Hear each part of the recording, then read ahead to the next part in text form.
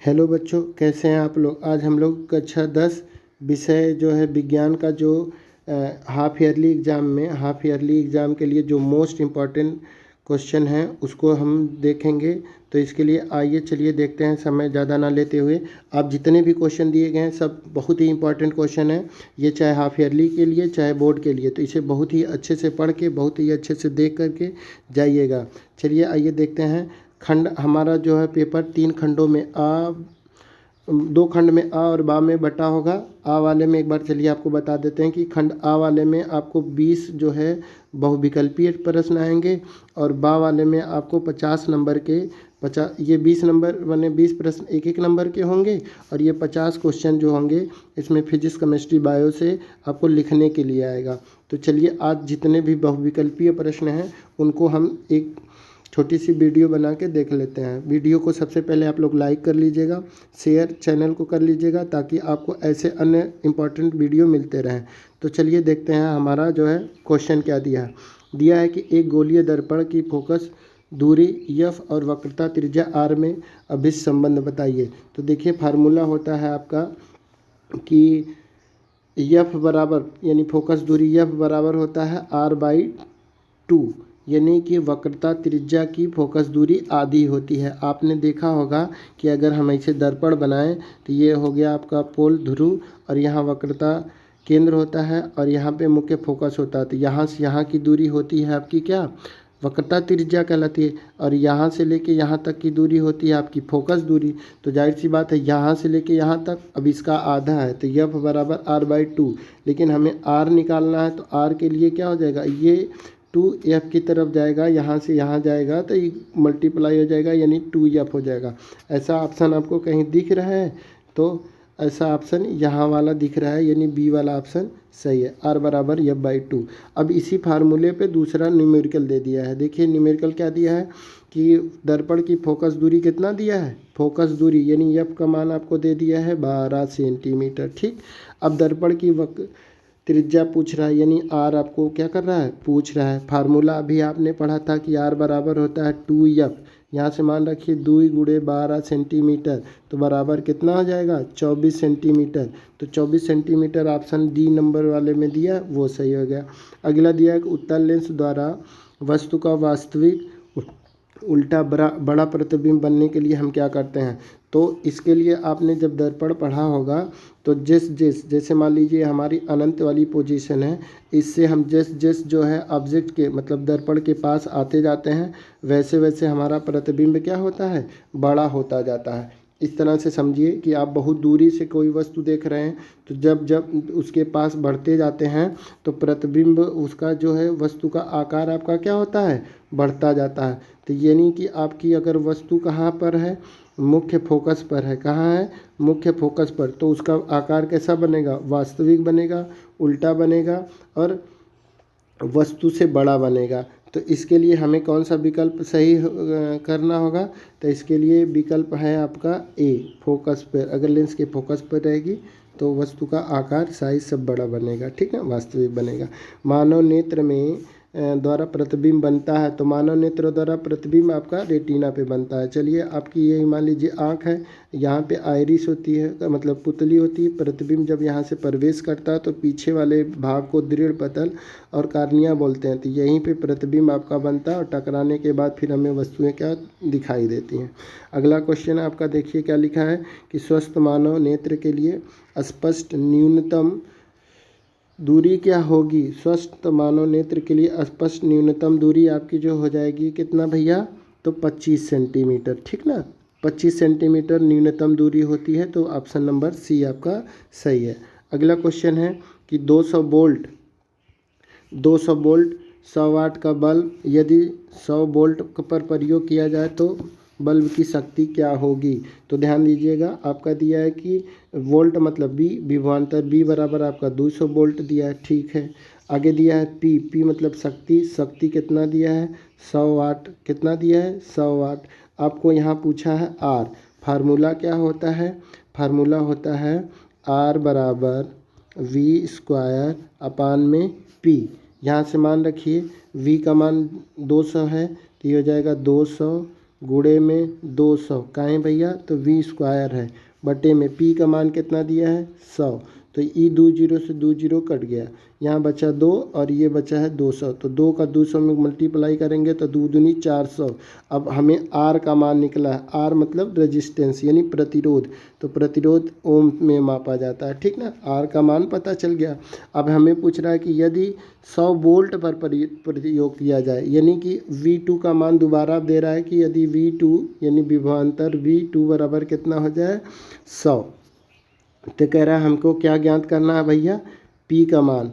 अब देखिए दोनों बार प्रतिरोध तो समान ही होगा, यानी R का मान दोनों बार क्या होगा, R बराबर होगा, और R बराबर दोनों बार होगा बराबर, और इसका मान दिया है 400 ओम, तो फार्मूला पे रख दीजिए। फार्मूला फिर से वही आपका क्या हो जाएगा, R बराबर v स्क्वायर अपान में P। अब इस फार्मूले पे जब रखेंगे तो यहाँ से v का मान अब की बार 100 रखेंगे, तो ये हो जाएगा 100 गुणे में 100 बटे में आपका कितना हो जाएगा भैया, p का मान P नहीं, हमें R निकाल, अब की बार P पूछा है ना, सॉरी अब की बार हमें शक्ति पूछा है, तो ये वाला हो जाएगा P बराबर v स्क्वायर अपान में R। कैसे ये वाला इधर से यहाँ जाएगा तो मल्टीप्लाई हो जाए, R के हमें नीचे लावे के कैसे हमें P निकालना है, R दिया है, तो दोनों बार R का मान समान है और R का मान दिया है 400।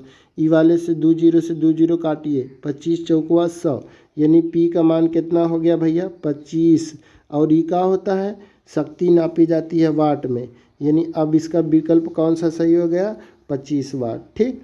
यहाँ दिया 1 किलोवाट घंटा बराबर, तो देखा 1 घंटा में 7वां लेके देखिएगा, 1 घंटा में होता है 60 मिनट और हर मिनट में होते हैं 60 सेकेंड, तो यानी 1 घंटा में सेकेंडों की अगर गणना करें तो 3600 सेकेंड हो गए।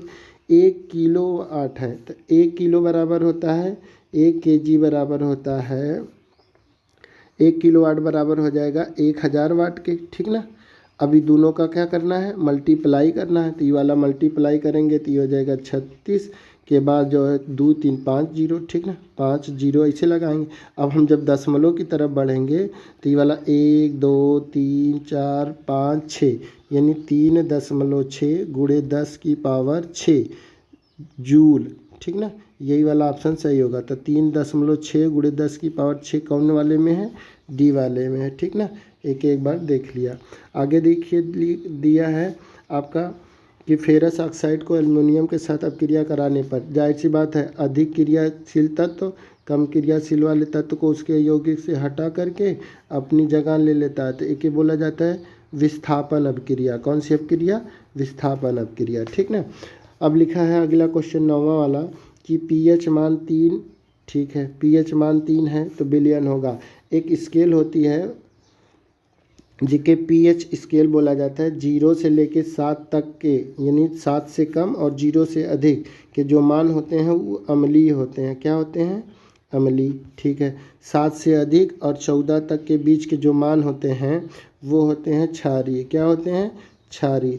तो भैया आपका 3 तो यहीं बीच में ही कहीं होगा, 0 उसके बाद 1 2 3 ऐसे करके, तो 3 यहीं बीच में कहीं होगा, तो 3 अम्लीय होगा। क्या होगा, अम्लीय। तो यहाँ से विकल्प आपका कौन सा सही है, तो विकल्प नंबर आपका सी सही है, ठीक। अगला क्वेश्चन है कि प्रोपेन का रासायनिक सूत्र बताइए।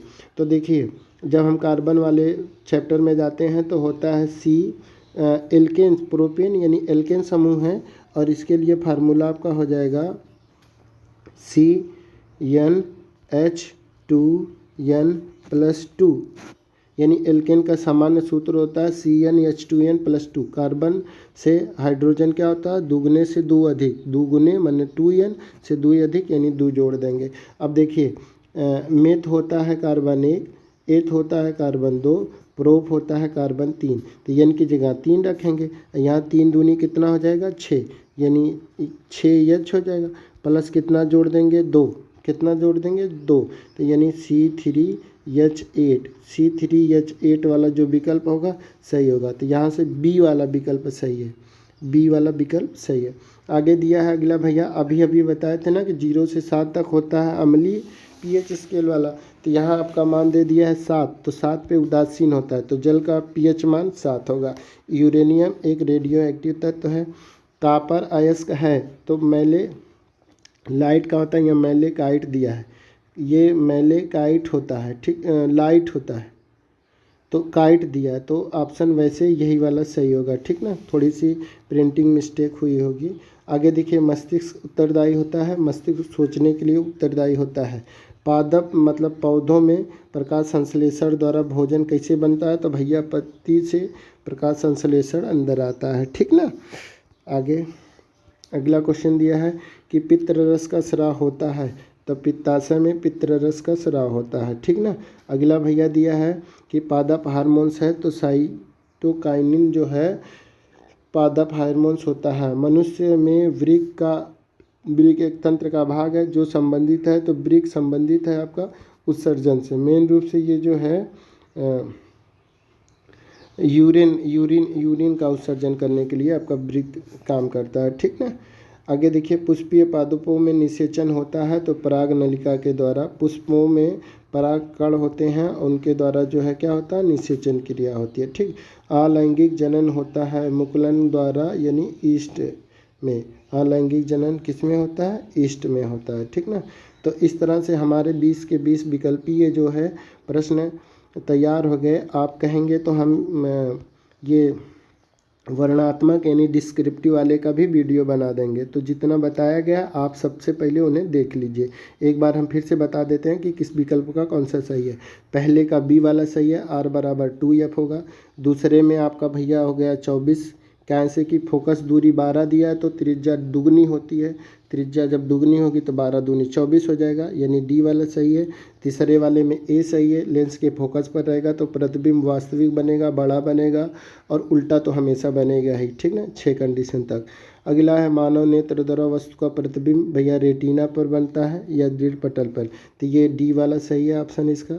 अगला क्वेश्चन दिया है कि एक स्वस्थ मानव नेत्र के लिए स्पष्ट न्यूनतम दूरी कितनी होती है, 25 सेंटीमीटर, तो यानी सी वाला 25 सेमी लगाइएगा, 25 मीटर गलती से मत लगा दीजिएगा, ठीक ना। आगे देखिए क्या लिखा है कि 200 वोल्ट पे 100 वाट का बल्ब को यदि 100 वोल्ट पर प्रयोग किया जाए तो इसके लिए फार्मूला अभी बताए थे ना, P बराबर का होता है भैया, P बराबर आपका होता है V² तो यहाँ से पहली बार हम R निकाल लेंगे और दोबारा हमें क्या निकालना है, P फिर से जब दोबारा निकालेंगे तो ये वाले फार्मूले से फिर हो जाएगा दोबारा V का मान जो है 100 रख देंगे, गुणे में फिर 100, और ई वाला जब हल करेंगे आप ना ई वाले फार्मूले से, तो यहाँ से हमें P बराबर कितना दिया है, 100 दिया है, R बराबर कितना दिया है, 200 V बराबर 200, विभवांतर 200 वोल्ट दिया है, ठीक ना। तो R का मान निकालने के लिए यहाँ से हम कर देते हैं V²/P। तो अभी हमने बताया था कुल मिला जुला के हमारा 25 वाट उत्तर आया था, ठीक ना। तो पीछे वो आप जाके देख सकते हैं। अगला क्वेश्चन है कि 1 किलोवाट घंटा बराबर होता है 3.6 × 10⁶ जूल, ठीक ना। और 8वें वाले में आपका हो जाएगा विस्थापन अपक्रिया, 9वें वाले में आपका हो जाएगा अम्लीय, 10वें वाले में आपका हो जाएगा प्रोपेन का सूत्र हो जाएगा C2H दुगने से 2 अधिक C3 दुगने से 2 अधिक, तो 3 दूनी 6 2 8 हो जाएगा, ठीक। शुद्ध जल का pH मान 7 होता है, ई क्षारीय है, और यहाँ से लाइट होता है, मैलेकाइट दे दिया गलती से। आगे देखिए, मस्तिष्क सोचने के लिए होता है, पत्तियों में प्रकाश संश्लेषण होता है, ठीक ना। अगला क्वेश्चन दिया है कि पित्तरस पित्ताशय में बनता है भैया, और ये वाला हो गया साइटोकाइनिन हो गया। वृक्क, मनुष्य के वृक्क में एक तंत्र है जिसका काम है उत्सर्जन करना, वृक्क का काम उत्सर्जन करना होता है। पुष्पीय पादपों में निषेचन होता है, तो पुष्पीय पादपों में निषेचन परागकण के द्वारा यानी पराग नलिका के द्वारा होता है। अलैंगिक जनन ईस्ट यानी मुकुलन हाइड्रा में पाया जाता है, ठीक ना। इस तरह से हमारे 20 के 20 विकल्पीय प्रश्न तैयार हो गए। एक बार फिर से कह रहे हैं, अगर आपको वीडियो पसंद आई हो तो चैनल को सब्सक्राइब और लाइक ज़रूर करिएगा। धन्यवाद।